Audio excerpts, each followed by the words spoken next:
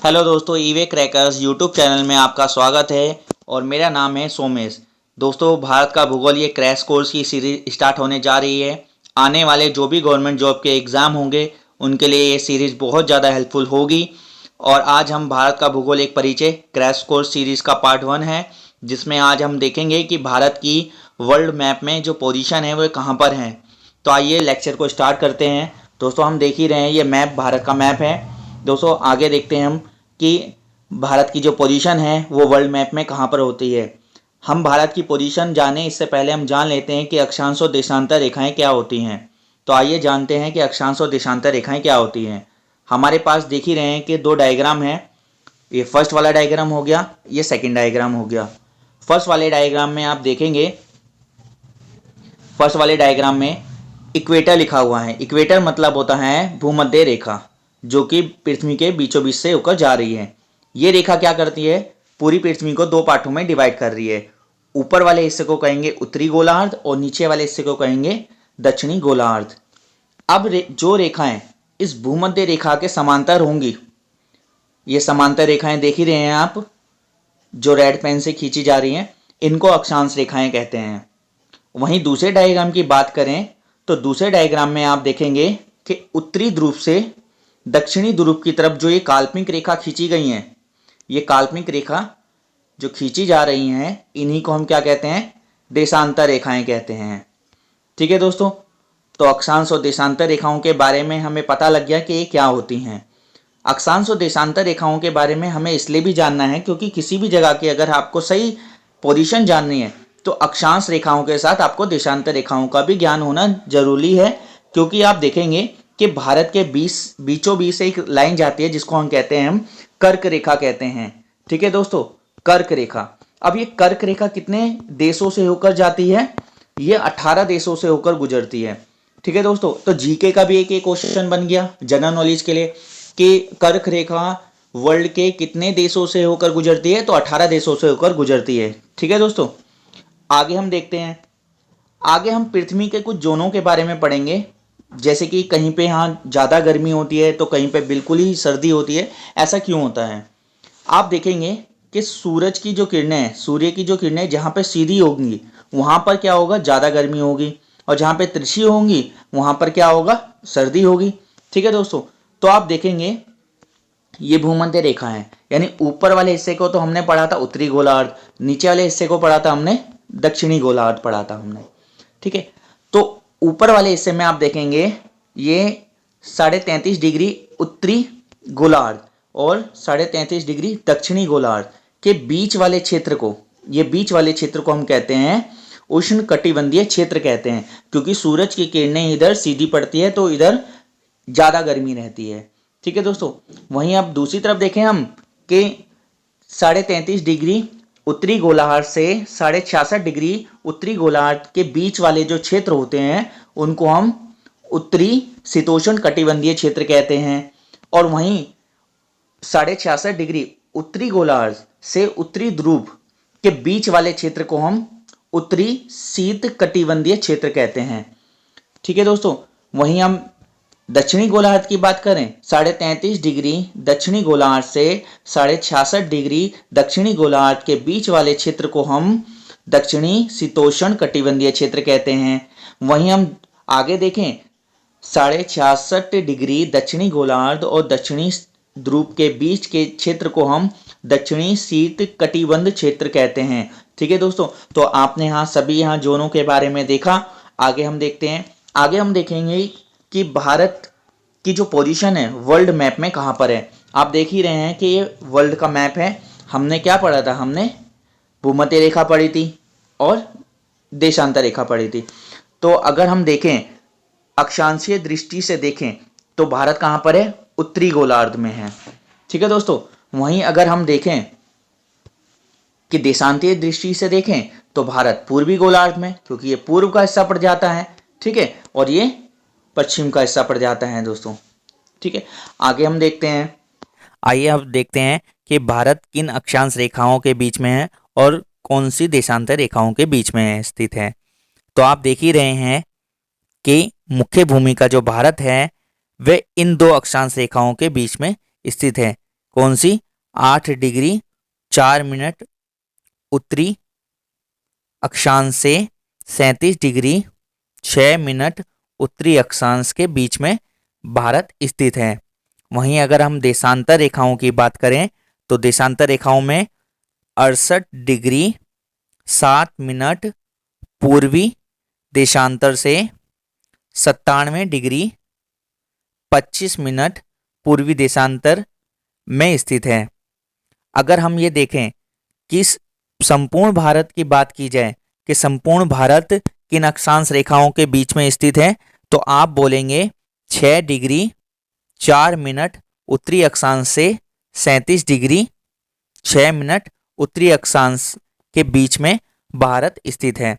अब आप बोलेंगे कि 6 डिग्री 4 मिनट जो अक्षांश रेखा है ये कहाँ से गुजर रही है, तो आप देखेंगे कि इस मैप को थोड़ा सा हम जूम करते हैं।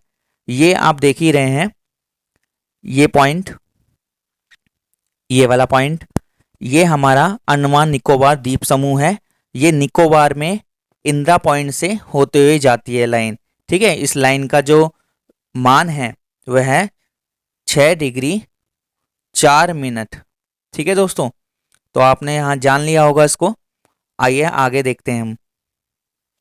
अगर हमसे ये पूछा जाता है कि उत्तर से दक्षिण तक भारत का जो विस्तार है वह कितने किलोमीटर का है, तो 3214 किलोमीटर का है। वहीं अगर आपसे ये पूछा जाए कि पूर्व से पश्चिम तक भारत का जो विस्तार है वह कितने किलोमीटर का है, तो 2933 किलोमीटर का है। ठीक है दोस्तों, वहीं अगर हम भारत की स्थलीय सीमा की लंबाई की बात करें, ये स्थलीय सीमा आप देख ही रहे हैं, तो इस सीमा की लंबाई की बात करें तो कितने किलोमीटर है, 15,200 किलोमीटर है। ठीक है दोस्तों, 15,200 किलोमीटर अप्रोक्स है। वहीं अगर हम देखें कि इस स्थलीय सीमा पे कितने स्टेट आते हैं हमारे भारत के, तो 17 स्टेट आते हैं, 17। और कितने जिले आते हैं, 92 जिले आते हैं। ठीक है, डिस्ट्रिक्ट आते हैं हमारे। वहीं हम आगे देखते हैं दोस्तों, जो तटीय रेखा है ये प्रायद्वीपीय भारत की, आप देखेंगे ये कोस्टल लाइन जिसे हम कहते हैं। ठीक है, इसकी लंबाई कितनी है, 6100 किलोमीटर है। वहीं अगर हम द्वीप समूह को भी जोड़ लेते हैं तो कितनी हो जाती है हमारी जो कोस्टल लाइन है, वह 5000, वह हो जाती है हमारी 7516 किलोमीटर। ठीक है दोस्तों, अब हम इसे डिटेल से भी पढ़ेंगे, तो आइए हम देखते हैं डिटेल से। आइए अब हम डिटेलिंग से पढ़ेंगे। तो पहला पॉइंट हम डिस्कस करते हैं।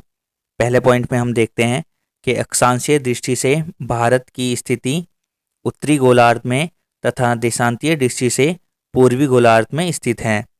वहीं दूसरे पॉइंट की बात करते हैं, तो दूसरे पॉइंट में हम देखेंगे अक्षांशीय विस्तार 6 डिग्री 4 मिनट उत्तरी अक्षांश से 37 डिग्री 6 मिनट उत्तरी अक्षांश तक तथा देशांतरीय विस्तार 68 डिग्री 7 मिनट पूर्वी देशांतर से 97 डिग्री 25 मिनट पूर्वी देशांतर तक है।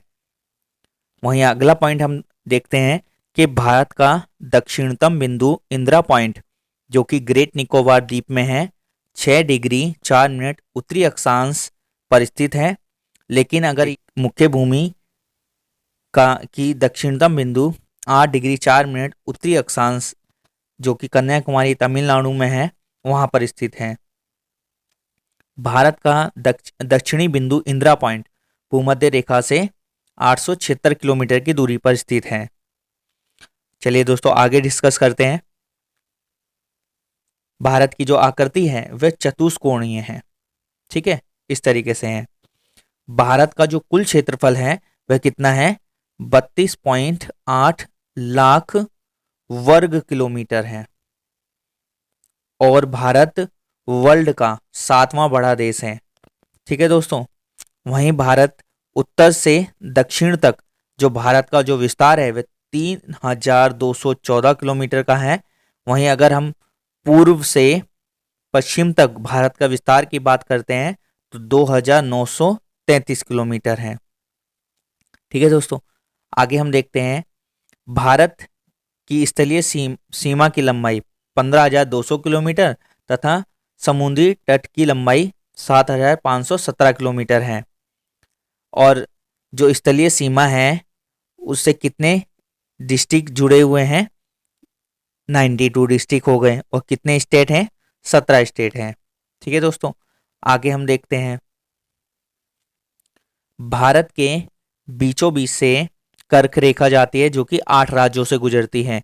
गुजरात, राजस्थान, मध्य प्रदेश, छत्तीसगढ़, झारखंड, पश्चिम बंगाल, त्रिपुरा, मिजोरम।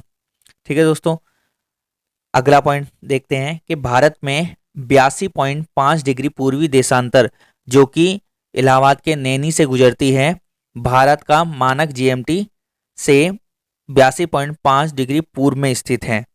ठीक है दोस्तों, जो भारत में जो टाइम जोन है वो कहाँ से लिया गया है? वह 82.5 डिग्री पूर्वी देशांतर से लिया गया है। ठीक है, जीएमटी की फुल फॉर्म क्या होती है? ग्रीनविच मीन टाइम होता है। जो जीएमटी का निर्धारण है इंग्लैंड के ग्रीनविच में स्थित ऑब्जर्वेटरी से होता है। ठीक है दोस्तों, मानक समय ग्रीनविच के मानक समय से 5.5 घंटे आगे है। यानी कि भारत के अंदर अगर 5.5 हो रहे होंगे तो इंग्लैंड में कितना बज रहा होगा? 12 बज रहे होंगे। ठीक है दोस्तों, और जो ये रेखा है कौन सी? 82.5 डिग्री पूर्वी देशांतर, ये भारत के 5 राज्यों से गुजरती है। कौन कौन से? उत्तर प्रदेश, मध्य प्रदेश, आंध्र प्रदेश, छत्तीसगढ़, उड़ीसा। ठीक है दोस्तों, अब हम कुछ टेस्ट डिस्कस कर लेते हैं जो कि हमने 2-4 क्वेश्चन हमने लिखे हैं। हम इसमें देखेंगे कि भारत भूमध्य रेखा से उत्तर में किस अक्षांश रेखा में स्थित है। तो हमने पढ़ा था 8 डिग्री 4 मिनट से 37 डिग्री 6 मिनट। तो option A is the correct हो जाएगा। भारत की स्थलीय सीमा कितने देशों से लगती है? 7 देशों से सीमा लगती है। ठीक है, अगला है यदि कोई मैच सुबह 10 बजे शुरू होता है तो लंदन में दर्शक उसे किस समय देखेंगे? तो हमने देखा था कि इंग्लैंड से हमारे देश का जो समय है वह 5.5 घंटे आगे है। तो अगर हमारे देश के अंदर यानी दिल्ली में भारत के अंदर जो मैच है वह कितना 10 बजे स्टार्ट हुआ है, तो इंग्लैंड में कितने बजे स्टार्ट होगा वो मैच? 4:30 पर। तो option B is the correct. आइए अगला क्वेश्चन देखते हैं। भारत का सबसे अधिक नगरीकृत राज्य कौन सा है? तो भारत का जो सबसे अधिक नगरीकृत राज्य है वह गोवा है। निम्न में से कौन अंडमान द्वीप समूह को निकोबार द्वीप समूह से अलग करता है? तो कौन करता है? 10 डिग्री चैनल अलग करता है। लोकटक झील किस राज्य में स्थित है? तो लोकटक झील हमारे मणिपुर राज्य में स्थित है, मणिपुर राज्य में। ठीक है, और ये बहुत ज़्यादा इंपॉर्टेंट है क्योंकि इस झील के ऊपर जो लोकटक झील है इसके ऊपर एक फ्लोटिंग नेशनल पार्क है जिसका नाम है केवुल लामजाओ। ठीक है दोस्तों, आगे देखते हैं। क्षेत्रफल की दृष्टि से विश्व का 8वां बड़ा देश कौन सा है? तो अर्जेंटीना है। ठीक है दोस्तों, तो आई होप आपको लेक्चर पसंद आया होगा। आगे भी हमारी जो क्रैश कोर्स की सीरीज है वह इसी तरीके से चलती रहेगी। आगे हम और भी टेस्ट लगाएंगे और टेस्ट की जो सीरीज होगी वो भी आएगी। धन्यवाद।